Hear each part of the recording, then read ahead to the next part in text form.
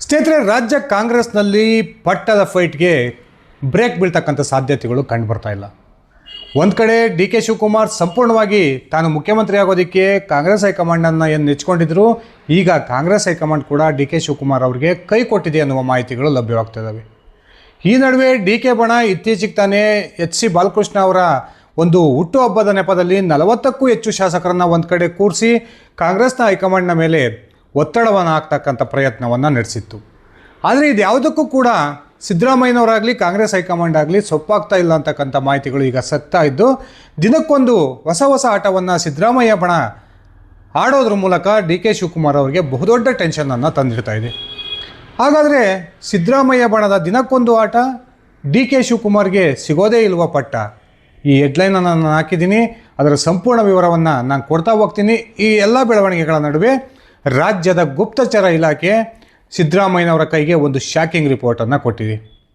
ಅದರ ಸಂಪೂರ್ಣ ವಿವರವನ್ನು ನಾನು ಕೊಡ್ತಾ ಹೋಗ್ತೀನಿ ಸ್ನೇಹಿತರೆ. ಅದಕ್ಕಿಂತ ಮುಂಚೆ ನೀವಿನ್ನು ನನ್ನ ಇಟ್ಕೆ ಎಮ್ ಅಂತ ಯೂಟ್ಯೂಬ್ ಚಾನಲ್ಗೆ ಸಬ್ಸ್ಕ್ರೈಬ್ ಮಾಡ್ಕೊಂಡಿಲ್ಲ ಅಂದರೆ ದಯವಿಟ್ಟು ಸಬ್ಸ್ಕ್ರೈಬ್ ಮಾಡಿಕೊಂಡು ಬೆಲ್ ಬಟನ್ನ ಕ್ಲಿಕ್ ಮಾಡಿ. ನಾನು ಕೊಡ್ತಕ್ಕಂಥ ಮಾಹಿತಿ ನಿಮ್ಗೆ ಇಷ್ಟ ಆದರೆ ಈ ವಿಡಿಯೋಗೆ ಲೈಕ್ ಮಾಡಿ, ಶೇರ್ ಮಾಡಿ, ಕಮೆಂಟ್ ಮಾಡಿ. ಸ್ನೇಹಿತರೆ, ಡಿ ಕೆ ಶಿವಕುಮಾರ್ 30 ತಿಂಗಳ ಸಿದ್ದರಾಮಯ್ಯ ಅಧಿಕಾರದ ನಂತರ ನಾನು ರಾಜ್ಯದ ಮುಖ್ಯಮಂತ್ರಿ ಆಗ್ತೀನಿ ಎನ್ನುವ ಬಹುದೊಡ್ಡ ನಿರೀಕ್ಷೆಯನ್ನು ಇಟ್ಕೊಂಡು ಕಾಂಗ್ರೆಸ್ನ ಹೈಕಮಾಂಡ್ನ ಮೇಲೆ ಸಂಪೂರ್ಣವಾಗಿ ಅವಲಂಬನೆಯನ್ನು ಮಾಡಿಕೊಂಡಿದ್ದರು. ಆದರೆ ಈಗಾಗಲೇ ಸಿದ್ದರಾಮಯ್ಯ ನೇತೃತ್ವದ ಕಾಂಗ್ರೆಸ್ ಸರ್ಕಾರ ಅಧಿಕಾರಕ್ಕೆ ಬಂದು ಸುಮಾರು 33ರಿಂದ 34 ತಿಂಗಳು ಕಳೆದೋಗಿದೆ. ಸಿದ್ದರಾಮಯ್ಯ ಇನ್ನೂ ಕೂಡ ಅಧಿಕಾರವನ್ನು ಬಿಟ್ಕೊಡೋದಕ್ಕೆ ಸುತಾರಾಮ್ ಒಪ್ತಾ ಇಲ್ಲ. ದಿನಕ್ಕೊಂದು ಹೊಸ ಆಟವನ್ನು ಆಡೋದ್ರ ಮೂಲಕ ಸಿದ್ದರಾಮಯ್ಯ ಬಣ ಇದೀಗ ಡಿ ಕೆ ಶಿವಕುಮಾರ್ ಮತ್ತು ಕಾಂಗ್ರೆಸ್ ಹೈಕಮಾಂಡ್ಗೆ ಒಂದು ರೀತಿಯ ಟೆನ್ಷನನ್ನು ತಂದಿಡ್ತಾ ಇದೆ ಅಂದರೆ ತಪ್ಪಾಗೋದಿಲ್ಲ. ಡಿ ಕೆ ಶಿವಕುಮಾರ್ ಕೂಡ ಪದೇ ದೆಹಲಿಯ ಪ್ರವಾಸವನ್ನು ಕೈಗೊಂಡರು. ದೆಹಲಿಯ ಪ್ರವಾಸದ ಸಂದರ್ಭದಲ್ಲಿ ಕಾಂಗ್ರೆಸ್ನ ಹೈಕಮಾಂಡ್ನ ಮಟ್ಟದ ನಾಯಕರ ಮೇಲೆ ಒತ್ತಡ ಹಾಕ್ತಕ್ಕಂಥ ಪ್ರಯತ್ನವನ್ನು ಮಾಡಿದರು. ಈ ನಡುವೆ ಒಂದು ದೊಡ್ಡ ಸುದ್ದಿ ಕೇಳಿಬರ್ತಾ ಇತ್ತು. ಡಿ ಕೆ ಶಿವಕುಮಾರ್ ರಾಷ್ಟ್ರೀಯ BJP ನಾಯಕರೊಂದಿಗೆ ಸಂಪರ್ಕದಲ್ಲಿದ್ದಾರೆ. ಒಂದು ವೇಳೆ ಸಿದ್ದರಾಮಯ್ಯ ತಮ್ಮ ಮುಖ್ಯಮಂತ್ರಿ ಪಟ್ಟವನ್ನು ಡಿ ಕೆ ಶಿವಕುಮಾರ್ ಅವರಿಗೆ ಬಿಟ್ಕೊಡದೆ ಹೋದರೆ ಡಿ ಕೆ ಮತ್ತು ಅವರ ಬೆಂಬಲಿಗರು BJP ಸೇರ್ಪಡೆ ಆಗೋದ್ರ ಮೂಲಕ ಡಿ ಕೆ ಶಿವಕುಮಾರ್ BJPಯಿಂದ ರಾಜ್ಯದ ಮುಖ್ಯಮಂತ್ರಿ ಆಗ್ತಾರೆ ಅನ್ನುವ ಮಾತುಗಳು ದೊಡ್ಡ ಮಟ್ಟದಲ್ಲಿ ಕೇಳಿಬರ್ತಾ ಇದ್ವು. ಇತ್ತೀಚೆಗೆ ತಾನೇ ಗೋವಾ ಮತ್ತು ಮಹಾರಾಷ್ಟ್ರದಲ್ಲಿ ಕೆಲವೊಂದು ರೆಸಾರ್ಟ್ಗಳನ್ನು ಕೂಡ ಡಿ ಕೆ ಬಣದ ಪ್ರಮುಖ ನಾಯಕರು ಬುಕ್ ಮಾಡಿದ್ದಾರೆ. ಆ ಮೂಲಕ ಸುಮಾರು 40ರಿಂದ 50 ಶಾಸಕರು ಹೊರ ರಾಜ್ಯಕ್ಕೆ ಶಿಫ್ಟ್ ಆಗ್ತಾರೆ. ಆ ಶಿಫ್ಟ್ ಆಗೋದ್ರ ಮೂಲಕ ಕಾಂಗ್ರೆಸ್ನ ಹೈಕಮಾಂಡ್ನ ಮೇಲೆ ಒತ್ತಡವನ್ನು ಹಾಕ್ತಕ್ಕಂಥ ಪ್ರಯತ್ನವನ್ನು ನಡೆಸ್ತಾರೆ ಅನ್ನುವ ಮಾಹಿತಿಗಳನ್ನು ನಾವೇನೇ ಈ ಹಿಂದೆ ಹಂಚ್ಕೊಂಡಿದ್ವಿ. ಆದರೆ ಸಿದ್ದರಾಮಯ್ಯ ಬಳಗದ ಲೆಕ್ಕಾಚಾರ ಬೇರೆ. ಕಾಂಗ್ರೆಸ್ ಹೈಕಮಾಂಡ್ ಕೂಡ ಡಿ ಕೆ ಶಿವಕುಮಾರ್ ಅವರ ಪರವಾಗಿರ್ತಕ್ಕಂಥ ನಿಲುವನ್ನು ತೆಗೆದುಕೊಳ್ಳದೆ ಇರತಕ್ಕಂಥದ್ದು ಡಿ ಕೆ ಶಿವಕುಮಾರ್ಗೆ ಹೊಸ ಟೆನ್ಷನನ್ನು ತಂದಿಟ್ಟಿದೆ ಅಂದರೆ ತಪ್ಪಾಗೋದಿಲ್ಲ. ಒಂದು ಕಡೆ ಡಿ ಕೆ ತನ್ನ ಬೆಂಬಲಿಗ ಶಾಸಕರ ಸಂಖ್ಯೆಯನ್ನು ಹೆಚ್ಚಿಸ್ಕೊಳ್ತಕ್ಕಂಥ ಪ್ರಯತ್ನವನ್ನು ನಡೆಸ್ತಾ ಇದ್ದಾರೆ. ಆದರೆ ಅತ್ಯಂತ ಪ್ರಬಲ ನಾಯಕನಾಗಿರ್ತಕ್ಕಂಥ ಸಿದ್ದರಾಮಯ್ಯನವರ ವಿರುದ್ಧವಾಗಿ ಡಿ ಕೆ ಪರವಾಗಿ ಬಹಿರಂಗವಾಗಿ ಗುರುತಿಸ್ಕೊಳ್ಳೋದಕ್ಕೆ ಸಾಕಷ್ಟು ಕಾಂಗ್ರೆಸ್ನ ಶಾಸಕರು ಹಿಂಜರಿತಾ ಇರತಕ್ಕಂಥದ್ದು ಕೂಡ ಡಿ ಕೆ ಶಿವಕುಮಾರ್ ಅವರಿಗೆ ಒಂದು ರೀತಿ ಕಾಂಗ್ರೆಸ್ನಲ್ಲಿ ಹಿನ್ನಡೆ ಅಂದರೆ ತಪ್ಪಾಗೋದಿಲ್ಲ. ಈ ನಡುವೆ ಕಾಂಗ್ರೆಸ್ ಹೈಕಮಾಂಡ್ನ ಮೇಲೆ ಏನು ಡಿ ಕೆ ಶಿವಕುಮಾರ್ ತಮ್ಮ ಸಂಪೂರ್ಣ ಭರವಸೆಯನ್ನಿಟ್ಟಿದ್ರು, ಈ ಸಿದ್ದರಾಮಯ್ಯ ಕೂಡ ಕಾಂಗ್ರೆಸ್ ಹೈಕಮಾಂಡ್ ನಾಯಕರು ನನಗೆ ಸೂಚನೆಯನ್ನು ಕೊಟ್ಟರೆ ನಾನು ಮುಖ್ಯಮಂತ್ರಿ ಸ್ಥಾನಕ್ಕೆ ರಾಜೀನಾಮೆಯನ್ನು ಕೊಡ್ತೀನಿ ಅನ್ನುವ ಹೇಳಿಕೆಯನ್ನು ಪದೇ ಕೊಡ್ತಾ ಬಂದಿದ್ದರು. ಆದರೆ ಇತ್ತೀಚೆಗೆ ದೆಹಲಿಯ ಪ್ರವಾಸವನ್ನು ಕೈಗೊಂಡಿದ್ದಂತಹ ಡಿ ಕೆ ಶಿವಕುಮಾರ್ ಕಾಂಗ್ರೆಸ್ನ ಹೈಕಮಾಂಡ್ ಮಟ್ಟದ ಪ್ರತಿಯೊಬ್ಬ ನಾಯಕರನ್ನು ಕೂಡ ಭೇಟಿಯಾಗಿದ್ದರು.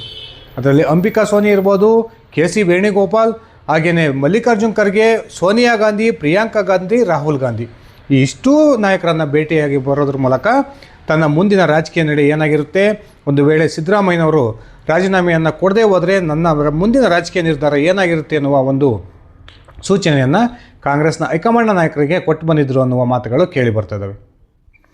ಆದರೆ ಕಾಂಗ್ರೆಸ್ ಹೈಕಮಾಂಡ್ಗೆ ಸಿದ್ದರಾಮಯ್ಯನವರನ್ನು ಕೆಳಗಿಳಿಸಿ ಡಿ ಕೆ ಶಿವಕುಮಾರ್ ಅವರನ್ನು ಮುಖ್ಯಮಂತ್ರಿ ಮಾಡಬೇಕು ಅನ್ನುವ ಮನಸ್ಸಿದ್ರೂ ಕೂಡ ಡಿ ಕೆ ಬೆಂಬಲಿಗರು ಕಾಂಗ್ರೆಸ್ನ ಹೈಕಮಾಂಡ್ನ ಮೇಲೆ ಹೊಸ ರೀತಿಯ ಒಂದು ತಂತ್ರವನ್ನು ಹೂಡೋದ್ರ ಮೂಲಕ ಕಾಂಗ್ರೆಸ್ ಹೈಕಮಾಂಡನ್ನು ಕಟ್ಟಿ ಹಾಕ್ತಕ್ಕಂಥ ಪ್ರಯತ್ನವನ್ನು ಮಾಡ್ತಾ ಇರೋದು ಅತ್ಯಂತ ಸ್ಪಷ್ಟವಾದ ಮಾಹಿತಿಗಳು ನಮಗೀಗ ಸಿಗ್ತಾ ಇದ್ದಾವೆ. ಇತ್ತೀಚೆಗೆ ಪದೇ ಸಿದ್ದರಾಮಯ್ಯ ಬಣದ ಪ್ರಮುಖ ನಾಯಕರು ದೆಹಲಿಯ ಪ್ರವಾಸವನ್ನು ಕೈಗೊಳ್ಳೋದ್ರ ಮೂಲಕ ಕಾಂಗ್ರೆಸ್ ಹೈಕಮಾಂಡ್ ನಾಯಕರ ಮೇಲೆ, ಅದರಲ್ಲೂ ಕೂಡ ರಾಹುಲ್ ಗಾಂಧಿ, ಮಲ್ಲಿಕಾರ್ಜುನ್ ಖರ್ಗೆ ಹಾಗೂ ಸೋನಿಯಾ ಗಾಂಧಿ ಅವರ ಮೇಲೆ ಒತ್ತಡವಾಗ್ತಕ್ಕಂಥ ಒಂದು ಪ್ರಯತ್ನವನ್ನು ನಡೆಸ್ತಾ ಇದ್ದಾರೆ. ಒಂದು ಕಡೆ ಡಿ ಕೆ ಶಿವಕುಮಾರ್ ಇತ್ತೀಚೆಗೆ ಏನು ಡಿ ಕೆ ಬಣದ ಪ್ರಮುಖ 40 ಶಾಸಕರು ಎಚ್ ಸಿ ಬಾಲಕೃಷ್ಣ ಅವರ ಒಂದು ಹುಟ್ಟುಹಬ್ಬದ ನೆಪದಲ್ಲಿ ಒಂದು ಕಡೆ ಸೇರಿದ್ರು. ಆ ಸಂದರ್ಭದಲ್ಲಿ ಡಿ ಕೆ ಬಣದ ಪ್ರಮುಖ ನಾಯಕರು ಕೂಡ ಒಂದು ವೇಳೆ ಸಿದ್ದರಾಮಯ್ಯ ಮುಖ್ಯಮಂತ್ರಿ ಸ್ಥಾನದಿಂದ ಕೆಳಗಿಳಿದೇ ಹೋದರೆ ನಾವು ಅವರಿಗೆ ಅಸಹಕಾರವನ್ನು ತೋರಿಸೋಣ ಅನ್ನುವ ನಿರ್ಧಾರಕ್ಕೆ ಬಂದಿದ್ದಾರೆ ಅನ್ನುವ ಮಾತುಗಳು ಕೇಳಿ ಬರ್ತಾ ಇದ್ರು ಕೂಡ ಈ ಕಾಂಗ್ರೆಸ್ ಹೈಕಮಾಂಡ್ ಸದ್ಯಕ್ಕೆ ರಾಜ್ಯದ ಮುಖ್ಯಮಂತ್ರಿಯನ್ನು ಬದಲಾವಣೆ ಮಾಡೋ ಒಂದು ಉತ್ಸಾಹದಲ್ಲಿಲ್ಲ ಅನ್ನುವ ಸ್ಫೋಟಕ ಮಾಹಿತಿಗಳು ಈಗ ಕಾಂಗ್ರೆಸ್ನ ಕಡೆಯಿಂದ ಸಿಗ್ತಾ ಇದ್ದಾವೆ. ಇಷ್ಟೆಲ್ಲ ಬೆಳವಣಿಗೆಗಳ ನಡುವೆ ಡಿ ಕೆ ಶಿವಕುಮಾರ್ಗೆ ಪಟ್ಟ ಸಿಗೋದೇ ಇಲ್ವಾ ಅನ್ನುವ ಒಂದು ವಾತಾವರಣ ಇರ್ತಕ್ಕಂಥ ಈ ಸಂದರ್ಭದಲ್ಲಿ ರಾಜ್ಯದ ಗುಪ್ತಚರ ಇಲಾಖೆ ಮುಖ್ಯಮಂತ್ರಿಗಳ ಕೈಗೆ ಒಂದು ಪ್ರಮುಖ ವರದಿಯನ್ನು ನೀಡಿದೆ. ಆ ವರದಿ ನಿಜಕ್ಕೂ ಕೂಡ ಡಿ ಕೆ ಸಿದ್ದರಾಮಯ್ಯನವರಿಗೆ ಒಂದು ರೀತಿಯ ಶಾಕನ್ನು ಕೊಟ್ಟಿದೆ ಅನ್ನುವ ಮಾತುಗಳು ಕೂಡ ಕೇಳಿ ಬರ್ತವೆ. ಹಾಗಾದರೆ ಆ ಗುಪ್ತಚರ ಇಲಾಖೆ ಕೊಟ್ಟಿರ್ತಕ್ಕಂಥ ವರದಿಯಲ್ಲಿ ಏನಿದೆ ಸ್ನೇಹಿತರೆ? ಏನು ಇತ್ತೀಚೆಗೆ ಎಚ್ ಸಿ ಬಾಲಕೃಷ್ಣ ಅವರ ಒಂದು ಹುಟ್ಟುಹಬ್ಬದ ನೆಪದಲ್ಲಿ ಕಾಂಗ್ರೆಸ್ನ 40 ಶಾಸಕರು, ಅದರಲ್ಲೂ ಕೂಡ ಡಿ ಕೆ ಬೆಂಬಲಿಗ 40 ಶಾಸಕರು ಒಂದು ಕಡೆ ಮೀಟಿಂಗನ್ನು ಸೇರಿಕೊಂಡಿದ್ದರು. ಆ 40 ಶಾಸಕರಲ್ಲದೇ ಡಿ ಕೆ ಬೆಂಬಲಕ್ಕೆ ಸುಮಾರು ಒಟ್ಟು 70 ಶಾಸಕರು ನಿಂತಿದ್ದಾರೆ ಅನ್ನುವ ಒಂದು ಸ್ಫೋಟಕ ಮಾಹಿತಿಯನ್ನು ಇದೀಗ ರಾಜ್ಯದ ಗುಪ್ತಚರ ಇಲಾಖೆ ಸಿದ್ದರಾಮಯ್ಯನವರ ಕೈಗೆ ಒಂದು ವರದಿಯನ್ನು ಕೊಟ್ಟಿದೆ. ಈ ವರದಿಯನ್ನು ನೋಡಿದಂತಹ ಸಿದ್ದರಾಮಯ್ಯನವರು ನಿಜಕ್ಕೂ ಕೂಡ ಶಾಕ್ಗೆ ಒಳಗಾಗಿದ್ದಾರೆ ಎನ್ನುವ ಮಾತುಗಳು ಕೇಳಿಬರ್ತವೆ. ಅದರಲ್ಲೂ ಕೂಡ ತಟಸ್ಥ ಬಣದಲ್ಲಿ ಗುರುತಿಸಿಕೊಂಡಿರ್ತಕ್ಕಂಥ ಸಾಕಷ್ಟು ಕಾಂಗ್ರೆಸ್ನ ಹಿರಿಯ ಶಾಸಕರು ಈ ಡಿ ಕೆ ಶಿವಕುಮಾರ್ ಬೆನ್ನಿಗೆ ನಿಂತಿದ್ದಾರೆ ಅನ್ನುವ ಮಾಹಿತಿಗಳು ಇದೀಗ ಗುಪ್ತಚರ ಇಲಾಖೆಯಿಂದ ಮುಖ್ಯಮಂತ್ರಿ ಕೈ ಸೇರಿರ್ತಕ್ಕಂಥ ಒಂದು ವರದಿಯಲ್ಲಿ ಉಲ್ಲೇಖ ಮಾಡಲಾಗಿದೆ ಅನ್ನುವ ಒಂದು ಮಾಹಿತಿಗಳು ಈಗ ಸಿಗ್ತಾ ಇದ್ದಾವೆ. ಈ ಕಾಂಗ್ರೆಸ್ನ ಹಿರಿಯ ನಾಯಕರು ಡಿ ಕೆ ಬೆಂಬಲಕ್ಕೆ ನಿಲ್ಲೋದಕ್ಕೆ ಸಾಕಷ್ಟು ಕಾರಣಗಳು ಇದ್ದಾವೆ. ರಾಜ್ಯದಲ್ಲಿ ಕಾಂಗ್ರೆಸ್ ಸರ್ಕಾರ ಅಸ್ತಿತ್ವಕ್ಕೆ ಬಂದು ಸುಮಾರು 33 ತಿಂಗಳು ಈಗಾಗಲೇ ಕಳೆದೋಗಿದೆ. ಒಂದು ಕಡೆ ಮಂತ್ರಿ ಸ್ಥಾನದ ನಿರೀಕ್ಷೆಯಲ್ಲಿದ್ದಂತಹ ಕಾಂಗ್ರೆಸ್ನ ಹಿರಿಯ ಶಾಸಕರಿಗೆ ಯಾವಾಗ ಸಂಪುಟ ಪುನರ್ರಚನೆ ಸದ್ಯಕ್ಕೆ ಸಾಧ್ಯವಿಲ್ಲ ಅನ್ನುವ ಒಂದು ಅತ್ಯಂತ ಸ್ಪಷ್ಟವಾದ ಮಾಹಿತಿ ಸಿಕ್ತೋ ಆಗ ಅಟ್ಲೀಸ್ಟ್ ಸಿದ್ದರಾಮಯ್ಯನವರು ಕೆಳಗಿಳಿದು ಡಿ ಕೆ ಶಿವಕುಮಾರ್ ಹೊಸ ಮುಖ್ಯಮಂತ್ರಿ ಆಗತಕ್ಕಂಥ ಸಂದರ್ಭ ಬಂದರಾದರೂ ಕೂಡ ನಾವು ರಾಜ್ಯದ ಮುಖ್ಯಮಂತ್ರಿ ಆಗ್ಬೋದು ಅನ್ನುವ ನಿರೀಕ್ಷೆಯಲ್ಲಿ ಈಗ ಕಾಂಗ್ರೆಸ್ನ ಸಚಿವಾಕಾಂಕ್ಷಿಗಳಾಗಿದ್ದಂತಹ ಹಿರಿಯ ಶಾಸಕರು ಡಿ ಕೆ ಬೆಂಬಲಕ್ಕೆ ನಿಂತಿದ್ದಾರೆ ಅನ್ನುವ ಒಂದು ಮಾಹಿತಿಗಳು ಸಿಗ್ತಾ ಇದ್ದಾವೆ. ಇನ್ನೊಂದು ಕಡೆ ಸಿದ್ದರಾಮಯ್ಯ ಏನು ಈ 33 ತಿಂಗಳ ಅವಧಿಯಲ್ಲಿ ಗ್ಯಾರಂಟಿ ಯೋಜನೆಗಳಿಗೆ ತನ್ನ ಎಲ್ಲ ಹಣವನ್ನು ಕೂಡ ಕೊಟ್ಟಿರೋ ಕಾರಣಕ್ಕೆ ಕ್ಷೇತ್ರದ ಅಭಿವೃದ್ಧಿ ಆಗ್ತಾ ಇಲ್ಲ ಅಂತಕ್ಕಂಥ ಒಂದು ಬಹುದೊಡ್ಡ ಕೊರಗು ಕಾಂಗ್ರೆಸ್ನ ಶಾಸಕರನ್ನು ಕಾಡ್ತಾ ಇದೆ.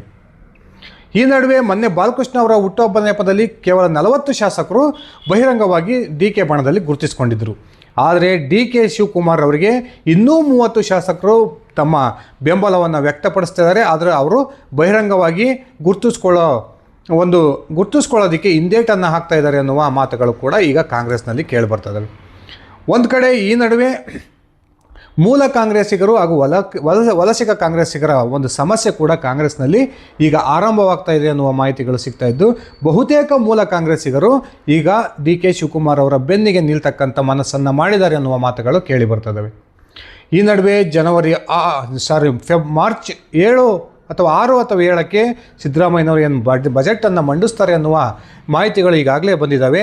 ಆ ಒಂದು ಬಜೆಟ್ ಅಧಿವೇಶನದ ಸಂದರ್ಭದಲ್ಲಿಯೇ ಡಿ ಕೆ ಬಣ ಸಿದ್ದರಾಮಯ್ಯನವರಿಗೆ ಮತ್ತು ರಾಜ್ಯದ ಕಾಂಗ್ರೆಸ್ ಸರ್ಕಾರಕ್ಕೆ ಶಾಕ್ ಕೊಡ್ಬೋದು ಅನ್ನುವ ಮಾತುಗಳು ಕೂಡ ಈಗ ಡಿ ಕೆ ಬಣದ ಪ್ರಮುಖ ನಾಯಕರಿಂದ ಕೇಳಿ ಬರ್ತಾ ಇದ್ದು, ಒಂದು ವೇಳೆ ಈ ರೀತಿಯ ಬೆಳವಣಿಗೆ ರಾಜ್ಯದಲ್ಲಿ ನಡೆದಿದ್ದೇ ಆದರೆ ರಾಜ್ಯದ ಕಾಂಗ್ರೆಸ್ ಸರ್ಕಾರ ಪತನ ಆಗ್ಬೋದು ಅನ್ನುವ ನಿರೀಕ್ಷೆಗಳು ಕೂಡ ಈಗ ಬಹುದೊಡ್ಡ ಮಟ್ಟದ ನಿರೀಕ್ಷೆಯನ್ನು ಹುಟ್ಟಿಸಿದ್ದಾವೆ. ಕಾದು ನೋಡೋಣ ಸ್ನೇಹಿತರೆ. ಅತ್ಯಂತ ಪಕ್ಷನಿಷ್ಠನಾಗಿರ್ತಕ್ಕಂಥ ಡಿ ಕೆ ಶಿವಕುಮಾರ್ ನಿಜಕ್ಕೂ ಕೂಡ ತನ್ನ ಪಕ್ಷಕ್ಕೆ ಹಾನಿ ಮಾಡ್ತಕ್ಕಂಥ ಒಂದು ನಿರ್ಧಾರಕ್ಕೆ ಬರ್ತಾರಾ ಅಥವಾ ಕಾಂಗ್ರೆಸ್ ಹೈಕಮಾಂಡ್ನ ಮೇಲೆ ಇನ್ನೂ ಕೂಡ ನಿರೀಕ್ಷೆಯನ್ನಿಟ್ಕೊಂಡು ಇನ್ನೊಂದು ಸ್ವಲ್ಪ ದಿನ ಕಾಯೋಣ ಅನ್ನುವ ನಿರ್ಧಾರಕ್ಕೆ ಡಿ ಕೆ ಶಿವಕುಮಾರ್ ಬರ್ತಾರಾ? ಈ ಒಂದು ವಿಚಾರವನ್ನು ಕುರಿತು ನಿಮ್ಮ ವೈಯಕ್ತಿಕ ಅಭಿಪ್ರಾಯವನ್ನು ಕಮೆಂಟ್ ಮಾಡಿ. ಧನ್ಯವಾದಗಳು ಸ್ನೇಹಿತರೆ. ಶುಭ ದಿನ.